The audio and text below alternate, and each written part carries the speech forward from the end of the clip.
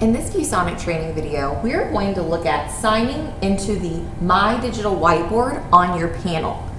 First, you need to actually access the My Whiteboard on your panel. So it's here in My Favorite or Shortcut of Apps, and you can also possibly find it by expanding it and finding it here as well. So I'm going to go into the whiteboard and let it load.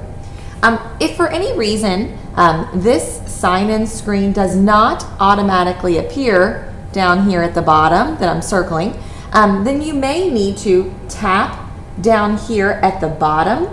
So down here you'll also notice a little icon that looks like a person and the little My Cloud. You might have to tap there to also activate signing in.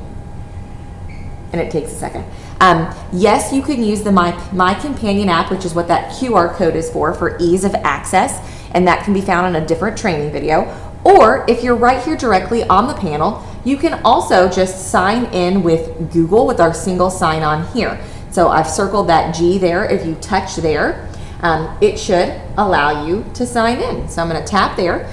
It might ask you how you want to open up and sign in. I'm going to use Chromium because remember, Chromium is our browser we use here on this ViewSonic panel. And I'm going to even say I want to open in Chromium. Now, if you're already signed in on your Chromium app, it might just go ahead and prompt you to click on your name and continue. So I'm going to continue with Lauren Rata here. If your name is not there, you can use another account and type in your first name last name at oldham.ky.schools to initiate that single sign-on with Google. For your password, and then it should have this message here that says you've successfully signed in, and then just a little reminder of don't forget to sign out. So now when we go back to the whiteboard, we should be signed in.